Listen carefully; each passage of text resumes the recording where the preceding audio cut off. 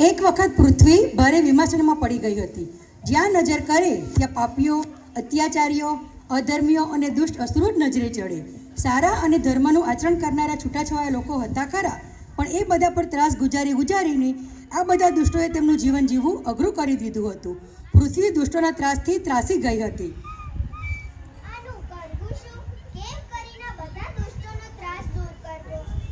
આમ વિચારીને પૃથ્વીએ ગાયનું રૂપ ધારણ કર્યું અને સહાયતાની આશા સાથે બ્રહ્માજી પાસે ગયા. પૃથ્વીએ આજીજી કરતા કહ્યું, પ્રણામ બ્રહ્મદેવ. ધરતીની હાલત તો જુઓ, ખરાબ જ થતી જાય છે. દુષ્ટ અસુરો અને અધર્મીઓનો ત્રાસ વધતો જાય છે. મહેરબાની કરીને તમે કોઈ આમાંથી રસ્તો કાઢો. માટે હું તમારું દુઃખ સમજી શકું છું. પૃથ્વીના દરેક લોકો દુષ્ટ અસુરોથી પીડિત છે, પરંતુ આ કાર્ય મારા એકલાથી ના થઈ શકે. બધા દેવો સાથે ચર્ચા કરવી જોઈએ. જો કોઈ ઉપાય મળે તો. આમ વિચારી બ્રહ્માજીએ શીઘ્રથી શીઘ્ર દેવોની સભા બોલાવી. બ્રહ્માજી અને પૃથ્વીએ મળીને આખી પરિસ્થિતિ સમજાવી. બધા દેવો ચર્ચા કરવા લાગ્યા. મારા મંતવ્ય પ્રમાણેથી આપણે ચર્ચા કરવાથી આ સમસ્યાનો ઉકેલ નહીં મળે. આ બહુ મોટી સમસ્યા છે. બીજી તરફ દુષ્ટોના અત્યાચારો વધતા જાય છે. માટે આપણે દેવાધિદેવ પરમ શક્તિ ભગવાન શ્રી વિષ્ણુ પાસે જવું પડશે. એ જ આપણને આ સમસ્યાનો ઉકેલ બતાવશે. બધા દેવો વૈકુંઠ લોક જઈ પહોંચ્યા. વિષ્ણુ તો એવી રીતે સ્મિત કરતા બેઠા હતા કે જેમણે તેમને આખી જ વાતની ખબર ન હોય. છતાં બ્રહ્માજી અને દેવોએ નિવેદન કર્યું, પ્રણામ ભગવાન વિષ્ણુ. આપ તો દયાળુ, સર્વવ્યાપી, શક્તિમાન, સર્વગુણ સંપન્ન છો. કૃપા કરીને અમારી સમસ્યાનો ઉકેલ લાવો. હે દયાળુ પરમાત્મા, ધરતીની હાલત ખરાબ થતી જાય છે. ધરતી પરના લોકો પીડિત છે. ભગવાન, અમારી સહાયતા કરો. આપે જે કાળનેમીને માર્યો હતો એ કાળનેમી કંસ તરીકે પાછો આવ્યો છે. આ વખતે તો તે એકલો જ નહીં, તેના જેવા અરીશ, ધેનુ, પ્રલમ, નર્ક, સૂદ, બાણાસુદ તેવા ઘણા નહીં એવા ધરતી પર ત્રાસ ગુજારી રહ્યા છે. પ્રભુ, મારી રક્ષા કરો, સહાયતા કરો. આવું બધું કહેતા પૃથ્વીની આંખમાં જળધારા વહેવા લાગી. આગળ બ્રહ્માજીએ નિવેદન કરતા કહ્યું, હે પ્રભુ, અમે બધા મળીને આનો રસ્તો કરી શકીએ તેમ નથી. હવે તો તમારો જ આશરો રહ્યો છે. ભગવાન વિષ્ણુએ બધા દેવોને સંબોધીને કહ્યું, હે દેવો, આ બધા દૈત્યો અને અધર્મીઓનો નાશ હું કરીશ. મારા વિચાર પ્રમાણે અધર્મી દુષ્ટ કંસ છે, તેનો અને બીજા દુષ્ટોનો નાશ કરવા દેવકી વાસુદેવના સંતાન તરીકે જન્મ લઈશ. આટલું કહીને વિષ્ણુએ તમામ દેવોને આખું આયોજન સમજાવ્યું. ભગવાન વિષ્ણુનું આયોજન એટલું સચોટ અને સ્પષ્ટ હતું કે દેવો આશ્ચર્યમાં પડી ગયા. પૃથ્વીને પણ ખાતરી થઈ ગઈ, હવે મારું દુઃખ દૂર થશે. મારા પર જે ભાર છે એ પણ હવે દૂર થશે. સૌથી પહેલા તો મહામાયાની સૂચનાઓ આપી.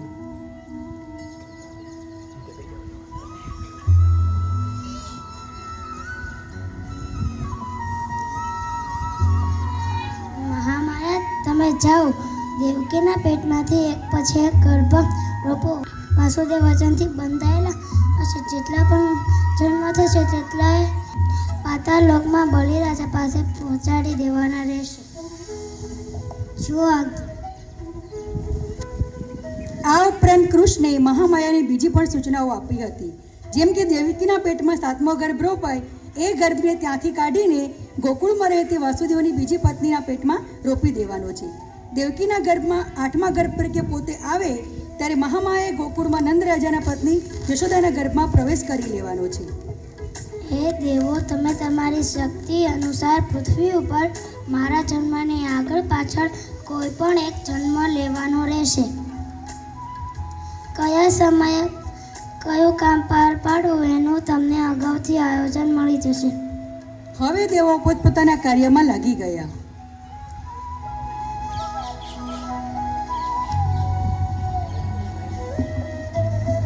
હે પૃથ્વી દેવી, તમે કોઈ પણ જાતની ચિંતા કરશો નહીં. તમે તમારી ફરજ બજાવી દીધી. તમને ભાર મુક્ત કરવાની જવાબદારી હવે મારી છે. પૃથ્વીએ ભગવાન વિષ્ણુની વાત સાંભળીને સંતોષ થઈ ગયો. બધી જ ગોઠવણ થઈ ગઈ હતી. કારાગૃહમાં દેવકી અને વાસુદેવ દેવકીને 8મું સંતાન જન્મવાનું હતું તેની પ્રતીક્ષા કરતા હતા. એ વખતે અચાનક જ અંધારા કારાગૃહમાં દિવ્ય તેજ ફેલાઈ ગયું.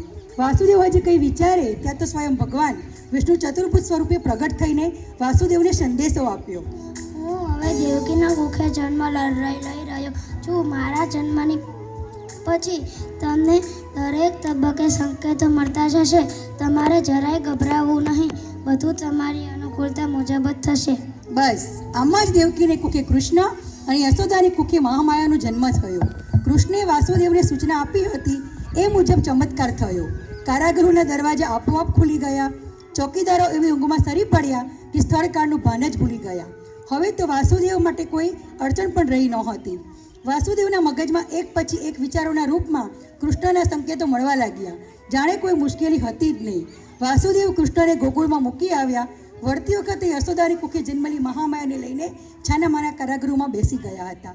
આવું હતું કૃષ્ણનું ધરતી પર અવતાર લેવાનું પ્રયોજન. સંભવ છે તે તો કોઈ બી કરી શકે. અસંભવ પરંતુ તમે ઈચ્છતા હોવ તેને પૂર્ણ કરો.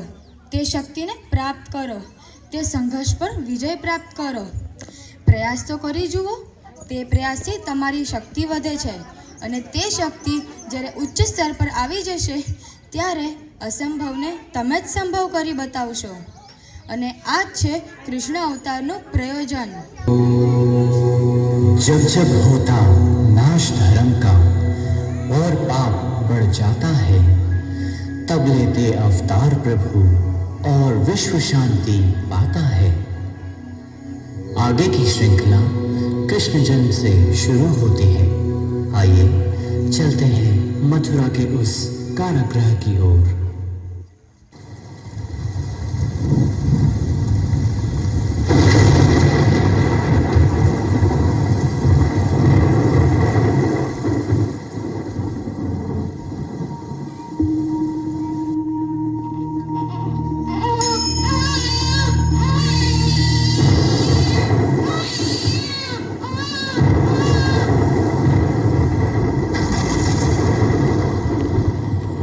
પાસેના જંગલ વિસ્તારમાં બેઠા હતા.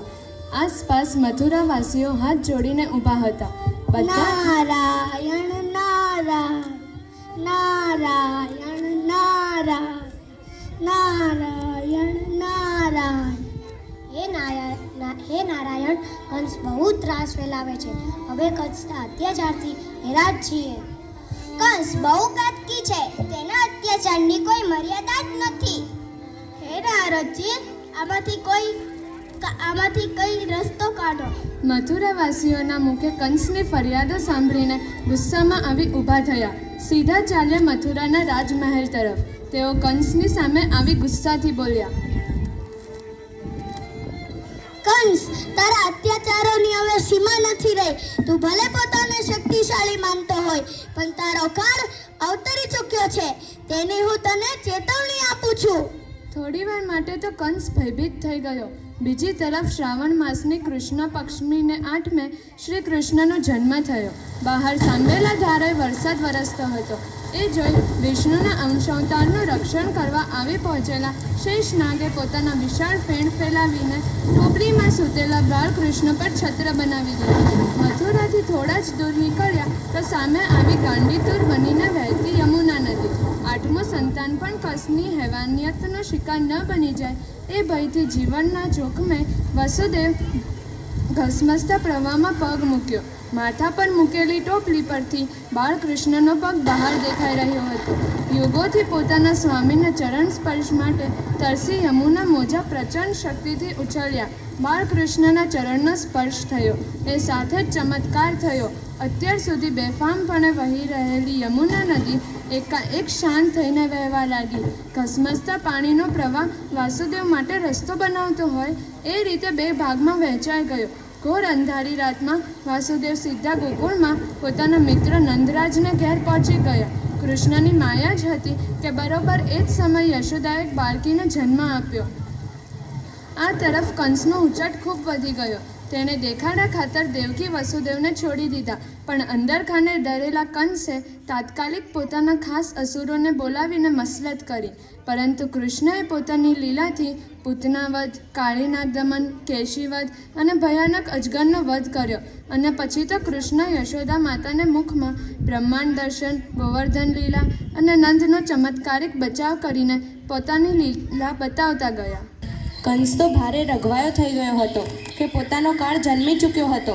કંસને એમ જ હતું કે કૃષ્ણ બાળક છે, ત્યાં જ ખેલ ખતમ કરી નાખું તો સારું. એટલે મલ્લયુદ્ધની આડમાં કાવતરું ઘડી કાઢ્યું. કંસે અક્રૂરને બોલાવીને કહ્યું, અક્રૂર, તમે એક મારા વિશ્વાસુ મિત્ર છો. તમે સ્વયં જાઓ, મીઠા શબ્દોમાં વ્રજવાસીઓને આમંત્રણ આપી આવો કે મથુરામાં કંસે બહુ મોટું આયોજન કર્યું છે. એ નિમિત્તે બધા જ આવે અને જલસો થવાનો છે. માની પણ લે કે કૃષ્ણ અને બલરામ તો ખાસ આવવા જ જોઈએ. અક્રૂર સ્વયં ગોકુળ ગયા. કંસના કહેણથી નંદરાજે આમંત્રણ સ્વીકાર્યું. કૃષ્ણ બલરામને આગ્રહપૂર્વક પોતાના રથમાં બેસાડ્યા. કંસની સૂચનાનું પાલન તો કરી દીધું, પણ મથુરા જતા રસ્તામાં અક્રૂરનું હૃદય પીગળી ગયું.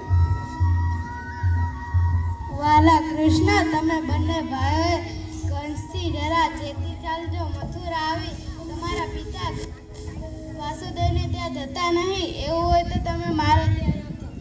ના ના અક્રૂર કાકા, આજે અમે ગોવાળિયા સાથે જ રહીશું અને કાલે સવારે અમે મથુરામાં પ્રવેશ કરીશું.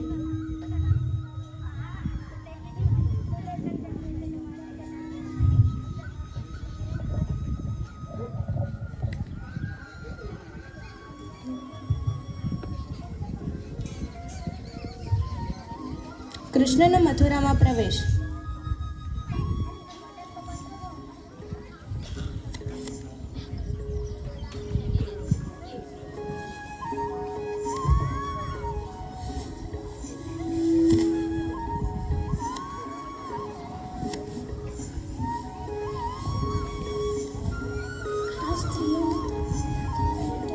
કૃષ્ણ અક્રૂરને કહ્યું હતું કે કંસનો ઈરાદો ખરાબ હશે. બલરામ, પણ અહીંની પ્રજા કેટલી નિર્મળ છે. મને હવે ધમાલ કરવાનું મન થાય છે. એવી ધમાલ કરીએ કે ધમાચક્રની વાત કંસ સુધી પહોંચે. એ હેતુથી મથુરામાં પ્રવેશેલ કૃષ્ણને રસ્તામાં ગ્રાહકોના કપડાં લઈ જતો ધોબી મળ્યો.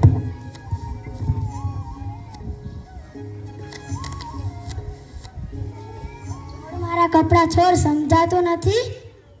તમારા બંનેની ફરિયાદ રાજા કંસને કરીશ. બંને જણા કપડાં પહેરી આગળ વધ્યા. થોડે આગળ વધ્યા ત્યાં ત્રિવક્ર નામની કુબ્જા સ્ત્રી સામેથી આવતી દેખાઈ. આ સ્ત્રી કોણ છે? દેખાવામાં તો એ નમણી પીઠ પર નીકળેલી ખૂંદના કારણે બહુ બેડોળ લાગે છે. હું તેની સાથે વાત કરું છું. પ્રણામ માટે. આપ કોણ છો અને આપની પરિસ્થિતિ આવી કેમ છે? પ્રણામ બાલકૃષ્ણ, હું ત્રિવક્ર છું. બધા મને મારી ખોદને કારણે કુબ્જા કહી બોલાવે છે અને બધા મને બહુ તુચ્છ માને છે અને મારી સાથે કોઈ સારો વ્યવહાર નથી કરતું. એટલે હું મારું જીવન જાતે જ ગાળી લઉં છું અને સદાય પ્રભુ વિષ્ણુની ભક્તિ કરતી રહું છું. કૃષ્ણને ત્રિવક્રા પર દયા આવી. કૃષ્ણે પોતાના હાથ તેના પર ફેરવ્યો અને ચમત્કાર થયો.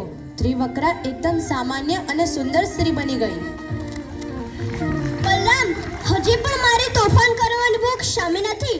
આપણે ધનુર્યજ્ઞના સ્થળ પર જઈએ. હા, ત્યાં જરૂર કંઈક હશે.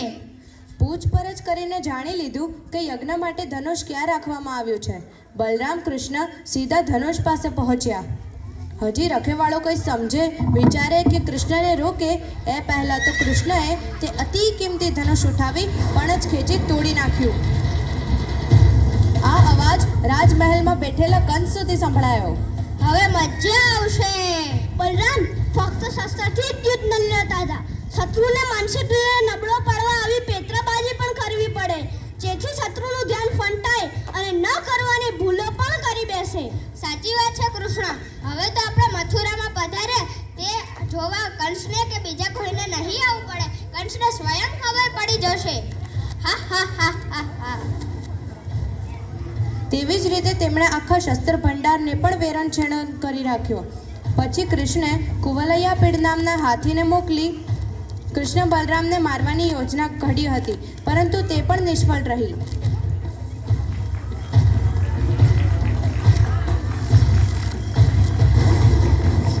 છઠ્ઠાથી કૃષ્ણ અને બલરામ અખાડામાં પ્રવેશ કરે છે.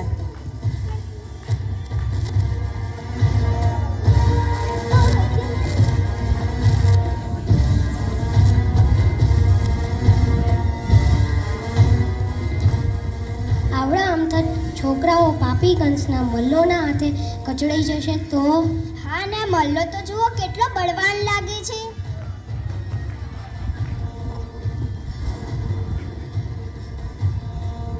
ચાણૂર અને કૃષ્ણ તથા મુષ્ટિક અને બલરામનું યુદ્ધ.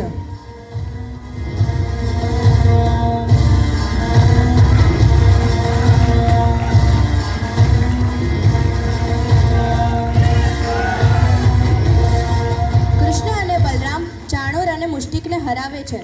બીજા મલ્લો આ જોઈને જલ્દીથી ભાગી જાય છે. બે કાવતરા નિષ્ફળ જતા કંસે ગુસ્સામાં આવી સૈનિકોને આદેશ આપ્યો, સૈનિકો જાઓ, પકડો આ છોકરાને, જાઓ જલ્દી જાઓ. પણ સૈનિકો બહુ ડરતા હતા. તેઓ ધીમા પગલે આગળ વધતા હતા.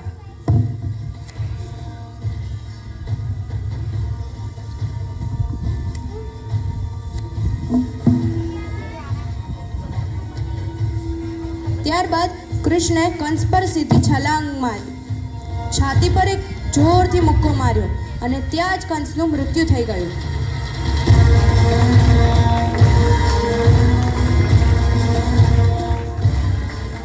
બધા મથુરાવાસીઓ ખુશ થઈ ગયા અને બધા ઉમંગભેર કૃષ્ણ અને બલરામને ઉચકી લીધા. કૃષ્ણ બલરામની કંસ વધ પછીના દિવસની વાત છે. એક તરફ મથુરાની પ્રજા તો કંસના મૃત્યુ થવાથી ભારે ઉત્સાહમાં આવી ગઈ હતી. બીજી તરફ કંસની પત્નીઓ અસ્થિ અને પ્રાપ્તિએ રોકકાળ કરી મૂકી હતી.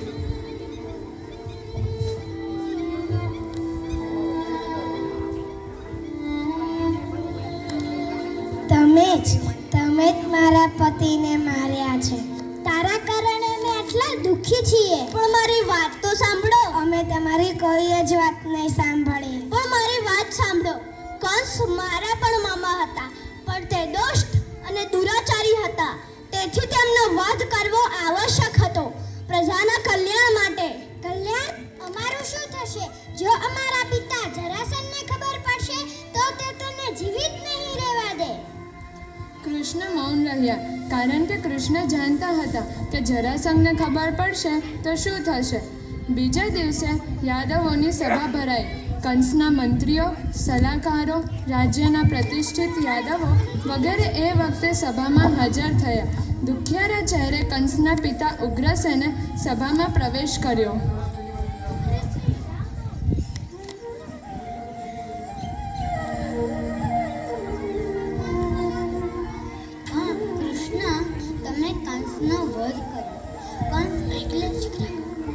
કંસ એટલે મથુરા રાજ્યનો રાજા. યુદ્ધ નીતિ એમ કહે છે કે જે વ્યક્તિ રાજાનો વધ કરે એ જ વ્યક્તિ રીતિલા રાજ્યનો રાજા બને. આજથી હવે મથુરા તમારું, મથુરાના રાજા તમે. મથુરાની પ્રજાને પણ આ સ્વીકાર્ય છે. મહારાજ, હું આપની લાગણીને માન આપું છું, પણ મેં રાજસત્તા મેળવવા માટે કંસમાં મને નથી માર્યા. તેમનો કાળ આવ્યો હતો, તેમના પાપને કારણે જ મર્યા છે. હું તો નિમિત્ત માત્ર બન્યો છું. મથુરાના રાજા પહેલા પણ તમે જ હતા અને હવે પણ મથુરાના રાજા તમે જ બનશો. હું મથુરાનો સામાન્ય પ્રજા બનીને મારું કર્તવ્ય નિભાવીશ.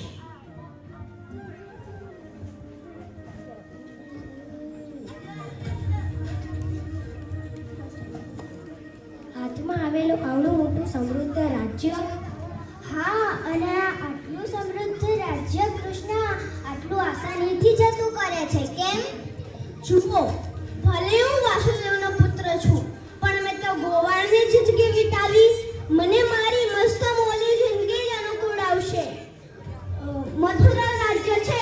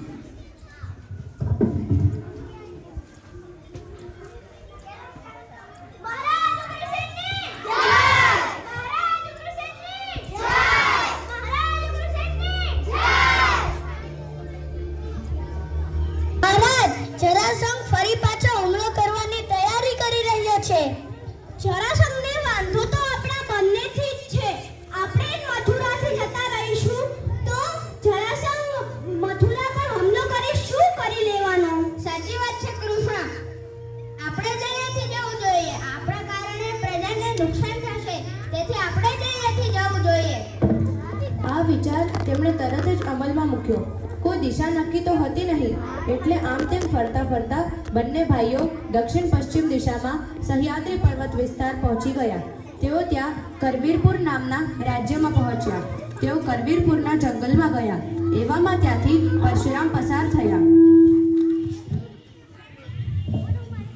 પ્રણામ મહારાજ, હું કૃષ્ણ અને આ મારા મોટા ભાઈ બલરામ. પ્રણામ કૃષ્ણ. અહીં જળસંઘના બાળથી વધતા વધતા અમે અહીં આવ્યા છીએ. આશો લે હોય તો કરવીરપુર રાજ્ય કેવું છે? કરવીરપુર રાજ્યનો રાજા કયો છે?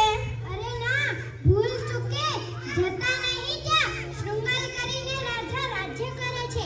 સંપત્તિ માટે સગા દીકરાનું પણ કાસળ કાઢી નાખે એવો દુષ્ટ, લાલચુ અને કપટી છે.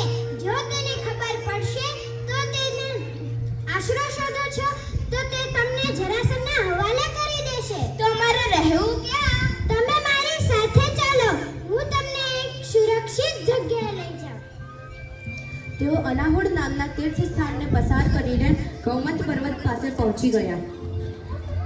પણ થોડા જ સમયમાં જરાસંઘ પોતાની સેના સાથે ગૌમત પર્વત સુધી આવી પહોંચ્યો. સૈનિકો જાઓ, પર્વતને ચારે તરફથી ઘેરી લો. મહારાજ, હુકમ કરો, અમે પર્વત પર ચડીને તે બંનેને પકડી લઈશું.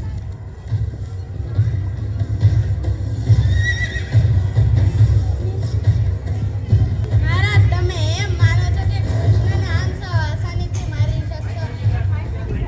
તમને ખબર જ નથી કે કૃષ્ણ કોણ છે. કૃષ્ણ જ નહીં, તેના મોટા ભાઈ બલરામ પણ એટલા તેજસ્વી છે.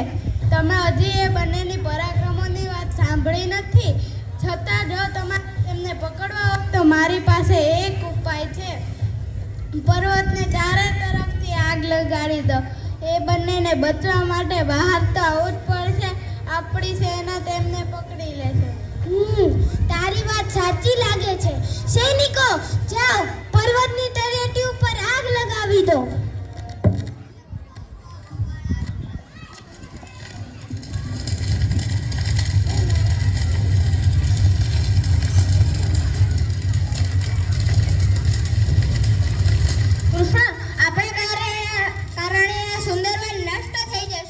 વનમાં રહેતા પ્રાણીઓ કમોતે મળશે.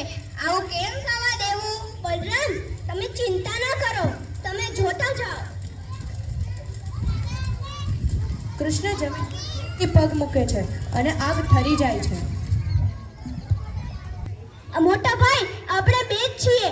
આપણી સામે જે ત્રીજો માણસ છે તેમ માનીને તમતારે મારવા જ માંડજો. બંને ભાઈઓ ધુમાડાના ગોટે ગોટામાંથી રસ્તો કાઢી સૈનિકોને મારતા મારતા આગળ વધતા જાય છે.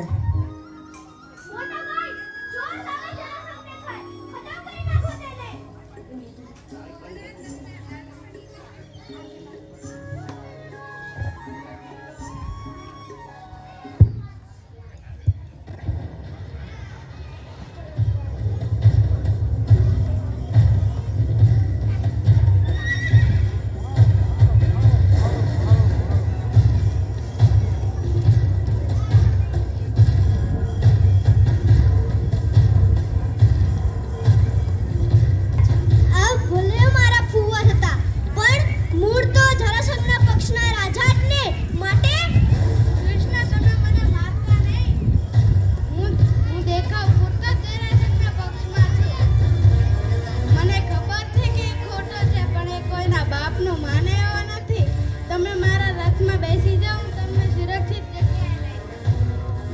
કૃષ્ણ અને બલરામ દમઘોષના રથમાં બેસે છે.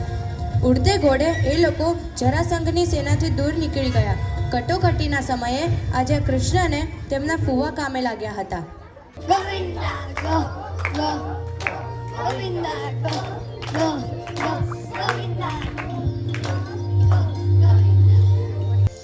એક દિવસ કૃષ્ણને સમાચાર મળ્યા કે જરાસંઘ ફરીવાર આક્રમણની તૈયારી કરી રહ્યો છે. આખી સભામાં ધરતીકંપ જેવું વાતાવરણ થઈ ગયું હતું, પણ કૃષ્ણ તો એક જ વાતે વળગી રહ્યા હતા. મહારાજ ઉગ્રસેન, મારા મત પ્રમાણે આપણે મથુરા છોડી જતું રહેવું જોઈએ. કૃષ્ણ, તમે ભાગવાની વાત કરો છો? તમે સામે સાથે લડી લેવાને બદલે રણ મેદાન છોડીને ભાગવાની વાત કરો છો? કૃષ્ણ, તમે ભાગવાની વાત કરશો તો લોકો તમને કાયર કહેશે અને તમારું જ નામ બદનામ થશે. લોકો તમારી મશ્કરી કરશે અને ફક્ત દુશ્મનના ડરથી આપણે આપણી ભૂમિ, આપણું રાજ્ય છોડીને ભાગી જવાનું.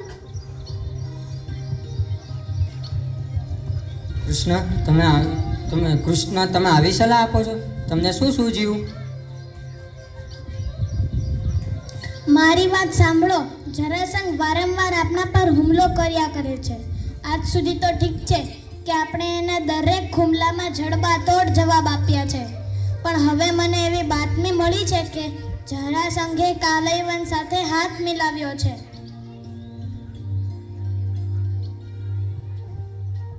કાલયવન ભારે ખતરનાક અને શક્તિશાળી રાજા છે અને સાથે જરાસંઘની મહાખેપાની વિશાળ સેના. તેમની સામે આપણી સેનાનું કશું જ નહીં ચાલે. માટે જ હું કહું છું, મથુરા પણ મારી જન્મભૂમિ જ છે. જેટલું તમને દુઃખ થાય છે એટલું મને દુઃખ થાય છે, પણ આજે આપણે જીવતા છટકી દઈશું તો જરાસંઘ હોય કે કાલયવન, કાલે બંનેનો કંઈ પણ ઉપાય શોધી શકીશું. કૃષ્ણ, તમે આમ રણ મેદાન છોડીને ભાગશો તો તમને બધા રણછોડ કહેશે. તે તમને પાલવશે? મહારાજ, જો સૌનો જીવ બચતો હોય તો મને રણછોડ તરીકે ઓળખાવું એ પણ મંજૂર છે. પણ કૃષ્ણ, આપણે મથુરા છોડીને જઈશું ક્યાં? મને આ વાતની ખાતરી હતી કે તમે મારી વાત માનશો, એટલે જ મેં અમુક લોકોને સારા વિસ્તારની શોધ માટે મોકલી દીધા છે. હમણાં જ તે લોકો આવતા હશે. થોડા સમય બાદ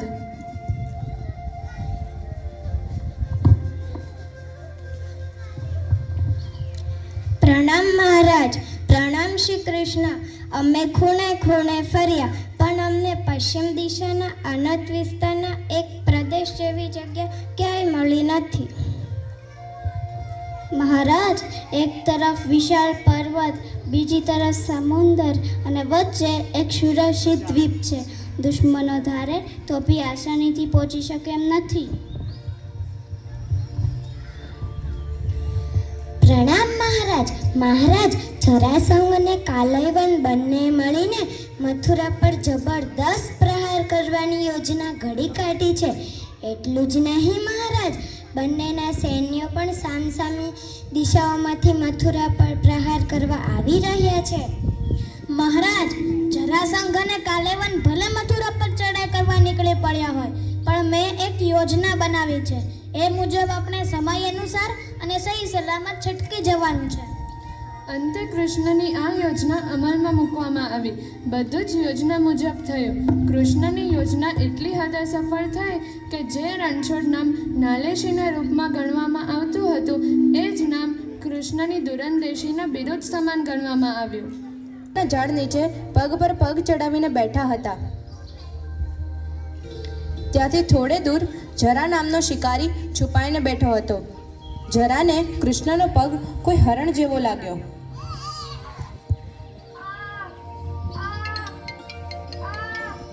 અરે પ્રભુ, આપ. પ્રભુ, મને માફ કરી દો. પ્રભુ, મને માફ કરી દો. હું તમારા પગને હરણ સમજીને બેઠો હતો. પ્રભુ, મને માફ કરી દો. આ એ જ ક્ષણ હતી જ્યારે તમામ શ્રાપ સાચા પડી ચૂક્યા હતા. કૃષ્ણનું અવતારી માનવ જીવન અહીં સમાપ્ત થયું હતું. એ જ કૃષ્ણનું મહાપ્રાયણ હતું અને કળિયુગની શરૂઆત.